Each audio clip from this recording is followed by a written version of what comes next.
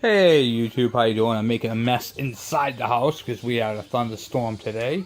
So anyway, I'm working on the Kd80, which is the same as the Kd90, the Kd100, the KM100, small version of the KE100. Anyway, this tire right here is smoked. It was flat when I got the bike. Tire's bald, and this doesn't have the shock absorbers. It's fixed, and you can see how loose it is. The rim is just shot. Look at that. You can see the movement on it. And then I'm looking around at it, and I've got broken spokes everywhere on this thing. I'll flip it over for you. I'm making a mess of my kitchen. It's alright. I don't care. So anyway, let me show you this, right? I got, there's 1, 2, 3, 4, 5 spokes broken on this rim. And that's on that side. I don't know if there's anything broken on the other side. No.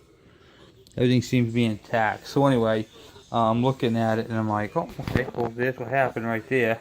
That punctured the inner tube. And they're still on there. They're still connected. They just... And then I'm looking at it. I don't know if you can see it or not, but the hub is actually closer to this side than over here. This gap is wider than over here. See that? It's I see the hub is actually offsetting. This would be like driving an oval for a tire. So this rim is gone. I mean, just so when we use porked. Yeah. Pork. So the rim is broken. You can buy new spokes, but on something like this, it's just not worth it. You throw it away and you grab another rim. So that's basically what needs to be done. Needs a new rim. Needs a new rim, a new tire, and a new inner tube. So look at that. Look at that. I mean, it just smoked the shit out. That right there is just abuse. They had a good time with it, but it cost them the bike, and that's why the bike went into the scrap. So, needs to replace the rim. Luckily for me, I have a plethora of these bikes. Voila! Rim and tire right there. Boom. You can lay down, buddy, and then you check it right here, and this thing is fixed. It's nice and solid. I put a new inner tube in it today. Yeah, this thing is a... This is actually a used tire, but it's in very, very, very nice shape. The rim doesn't have any broken spokes. They are a little on the rusted side, but not enough to write home about. And so it's not going to be abused, per se, like that one was. They probably jumped the shit out of this bike. So I had to pound the axle out of it. And then, you see the tread. This tire is pretty cool. This is one of those dual-sided tires. I don't know if you've ever seen these or not. Some of these bikes have these. See if I can show it to you. Right there. Let me see if I can. Right here. So if you want a soft ride, the tire rotation's this way, you know. And then if you want intermediate, it's the other way. And basically what this tire can do is it can give you, it can be aggressive, or it can be a smooth calm ride, and it's because of the tread, the way the tread is on it right there. You can go with it or against it.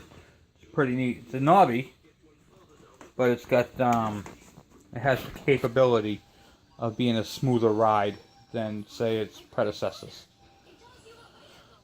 So figured I'd show you the rim, how bad that was. Man, I wasn't planning on doing this tonight. I just got I'm not feeling 100% tonight, so I got rheumatoid arthritis, and the outside temperature is killing me, so I figured I'd bring it in the house and do it in here.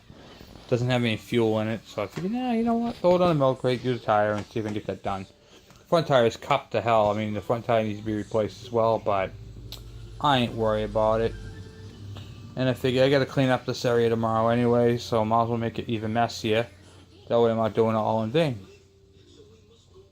So, and I have a couple of things I want to note on these bikes. Whenever you're doing these brakes and you see that your adjuster is out, I mean, is basically all the way in, that means your brakes are shot. and I'm looking at the brakes. Hold on, buddy. I'm looking at the brakes, and they are worn right down. Okay, I am going to do a video on brakes, but I wanted to explain something to you if you guys are replacing a rear wheel. This is the front brake setup right here, but I'm using it as an example. You can see on these right here, you can see the aluminum, and then you can see the pad. Okay, let's see if I can... You can see the pad and the aluminum right there. And as the pads wear, that margin gets thinner and thinner and thinner and goes into the aluminum. Okay, and I have a lot of these bikes, and I see a lot of people doing the same thing, and this is the biggest no-no you can do. Okay, this bike right here has basically no margin to it. I mean, their margin is so small, they still have a little life in them, but so minimal that I'm going to replace them before I put the wheel on. But I want to talk to you about this adjuster. When you have to wind it in that far, you have it in too far. It's that simple. That means you need to replace your brakes. Now, what happens to a lot of these bikes is instead of replacing the brakes, and they look at it, they're like, okay, that has a little, these are good brakes on the front here. What they do is they loosen up this jam nut here, and they pop this lever off and move the lever a little bit more, and then put it on, and then it's adjusted like that. Okay, what that does, now you can wind it in even further and get right down. You'll get a brake pedal again. Well, here's what happens. Okay, instead of having brake pads, you have the aluminum. Okay, the margin's gone. Pretend the margin is gone. Okay, there's no brake pad left. Now what you're doing is you're taking the brake shoe without the pad, and you are grinding the brake drum. This is the brake drum. It's part of the hub in the wheel, and when you wear that out, you ruin this rim. So you're going to want to keep brake pads. If you can't replace your brake pads, don't use the bike. Wait until you can replace the brake pads. It's not worth doing that. What do you call it there? Moving that lever. It's just not. It kills the rims. It makes the job a whole lot worse. And then what I find is a lot of people can't take these bikes apart because now there's a little groove right here, which is automatic. When you do that, the brakes will not come out. It's just a bitch. It really is. I've done a bunch of them, and it's really, really a pain in the neck. So, if your brakes have to be wound in that far, you need to replace them. This bike right here is one I picked up in scrap, and that's what they did to it. So I have to replace the rim because they ran it so bad that this sprocket was ran loose.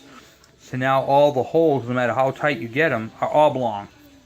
So that means that no matter what you do to it, you're not going to be able to tighten it properly.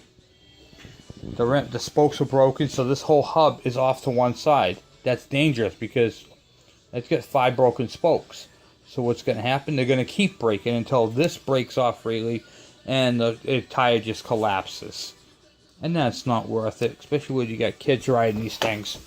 So, proper maintenance on your brakes and your rims, and these are not beatable machines. These are not the motocross. Excuse the mess right here. I'm working over here, but you got to keep that in mind. These are not motocross bikes. These are basically trail bikes. They're not the most powerful thing in the world. This is only like 8 horsepower. So, and you're looking at maybe 9 to 10 foot-pounds of torque. Okay, so it's not the most powerful bike you'll ever ride. But keep that in mind. I'm not going to get into the brake system tonight because I am going to do a video on brakes on the Kd80. I just wanted to show you guys the rim and how bad it was. And I wanted to talk to you real quick about that adjustment. And that goes for all bikes. Every bike. Every dirt bike. If you have to wind them in to, I mean, look how much I have sticking out here. I've got like, that's a lot. That's really wound the hell in it. There's nothing left. And at that point, your brakes are worn out. So with that said, that's going to be replaced, those brakes. I have a set of used ones that came off a Kd80 that would fit right on there. But I just wanted to touch base with that. And I'm gonna go through the whole process on how to remove the wheel. I was just doing this real quick tonight to get this done. So I wasn't planning on doing a video, but I had to show how bad that rim was. Man, 5 broken spokes. That's what punctured the inner tube. And this is a nice little bike. I mean, even though it came out of scrap, it just needs a little bit of love. It needs a little bit of love. That's it. So, and as always, whenever you have your seat off, I want to teach you guys a little something else. Whenever you have the seat off, always inspect this oil tube, this vent tube. Because if that vent tube is clogged, and normally what happens is the spiders will build a nest on the end, and it will clog it. And that creates a vacuum, and then the oil does not go down the oiler. And a lot of people say, oh, the automatic oil is a junk, mine stopped working. Yeah, yours stopped working because you have a clog in your line. These automatic oiling machines on the Kawasaki's are pretty good. Normally, what happens on a bad one, they keep filling up with oil. They don't shut off. So when you shut the bike off, it keeps oiling. Like the oil bypasses the pump and fills up inside the engine. And then when you go to start it, you can't start it in your oil plug, you know. And you'll notice it too. I mean, your oil, if you keep an eye on your oil level, which you should be doing, it'll be way the hell down. So keep that in mind. Always inspect it whenever you take your bike out at your pre-trip on your bike. Check your oil vent line. It's very important. That could be the most important part of your bike, and that's for all bikes, KEs, anything oil injected. Even my Yamaha MX-80. It takes a second to pop the seat. So do your checks. I'm gonna change the shift. There we go. I have to go duct tape on it, but other than that, it's not a bad bike. It really isn't. So I'm looking forward to putting the tire on it and the brakes, and gonna ride this thing tomorrow and try it out. Gotta find some screws for the side cover. So that was a mess. I got shit everywhere. But I'm cleaning up things and going through boxes and totes, and I got totes and stuff all over the place. But it is what it is, you know. So, but thank you for watching. Please subscribe, and hopefully those tips help you out.